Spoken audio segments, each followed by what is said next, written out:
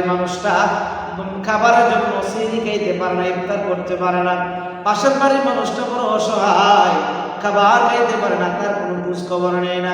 ভাই Mecca Medina দৌড়ে কোনো লাভ নাই, উমরা করে কোনো লাভ নাই। পাশের বাড়ির মানুষ সিঁড়ি খাইতে পারে না, তার খবর নেন। পাশের বাড়ির মানুষটা ইফতার করতে পারে না, তার খবর নেন। আল্লাহ পাক হজের চাইতে উমরার চাইতে বেশি সওয়াব আল্লাহ সেখানে দান করে দিবে। জোরে কন্যা সুবহানাল্লাহ। আমি প্রায় শুনি বলি যে একটা আপনার বিশেষ করে একজন লোক রোজা রেখেছে, তার ফ্যামিলি সবাইকে নিয়ে, তার ঘরে কোনো খাবার নাই, তো সেই সন্দেহ হয়েছে সারাদিন কোনো রোজগার হচ্ছে না, দৌড়ে যাচ্ছে পাশে একজন বড় লোকের বাড়ি ছিল মুসলমান, যে বলতেছে ভাই আমার কিছু টাকা দাম দেন, যে টাকাগুলি দিয়ে আমি আমার বাচ্চাদেরকে নিয়ে আর রোজা রেখেছি, আমার ওয়াইফ সহ আমরা ইফতারি খাবো। কিন্তু বড় লোক মানুষ ধমক দিয়ে দূরাই দিল, পাত্তা দিল না। তাই ছোট লোক, তোরা টাকা দিলে তোরা কি টাকা ফিরিয়ে দিবি, এমনভাবে ধমক দিয়ে ধরে দিল, পাত্তা দিল না। সে চোখের পানি ছেড়ে ছেড়ে ওই বড় লোকের বাড়ি থেকে আসতেছে, রাস্তায় একটা অগ্নি পূজারি লাগার পাইল, ভাই কান্দ কেন? কান দিয়ে তোমারে বলে লাভ কি?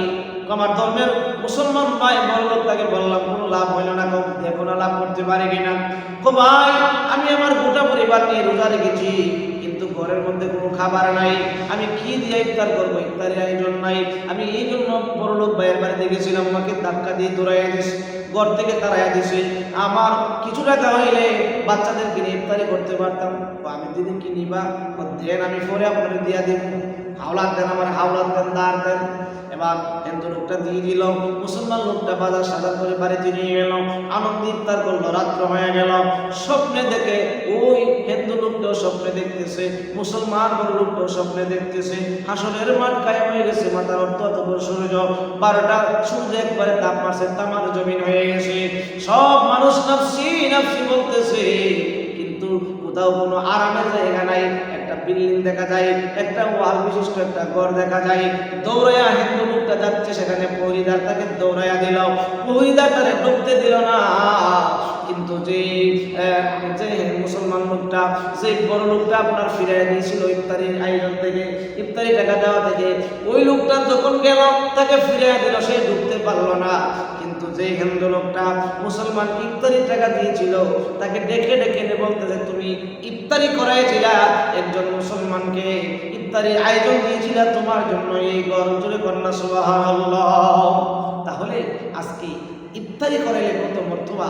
নবীজি বলছেন যে কোনো ব্যক্তি যদি আপনার এই একজন মুসলমানকে ইফতার করায়, একটা খেজুর দিয়ে অথবা একটা কুরমা দিয়া, নবীজি বলেন আল্লাহ পাক রব্বুল আলামিন তার আমল নামায় সেই পরিমাণ একটা রোজার সওয়াব দান করে দেয়। জোরে কন্যা সুবহানাল্লাহ। অর্থাৎ যিনি ইফতার করবেন তার সওয়াব করবেন না, অতিরিক্ত আল্লাহ পাক একটা রোজার সওয়াব দিয়ে দিবেন। সাহাবীরা জিজ্ঞেস করলেন, ইয়া রাসূলুল্লাহ, তাহলে একজনকে যদি পেট ভরে খাওয়ানো হয়, নবীজি বললেন যে একটা খেজুর অথবা এক গ্লাস পানি দিয়ে, এক গ্লাস দুধ দিয়ে ইফতার করলে সেই সওয়াব। আর যদি পেট ভরে খাবার খাওয়ানো হয়, তাহলে হাসরের ময়দানে তাকে হাউজে কাউসার থেকে পান করানো হবে। তাকে জান্নাতে ঢুকবার আগে তার পানির পিপাসা লাগবে না।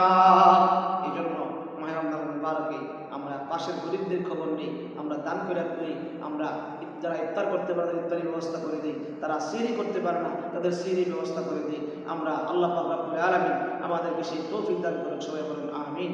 ওয়া আখিরি দাওয়ানা আলহামদুলিল্লাহি রাব্বিল আলামিন। আসসালামু আলাইকুম ওয়া রাহমাতুল্লাহি ওয়া বারাকাতুহু।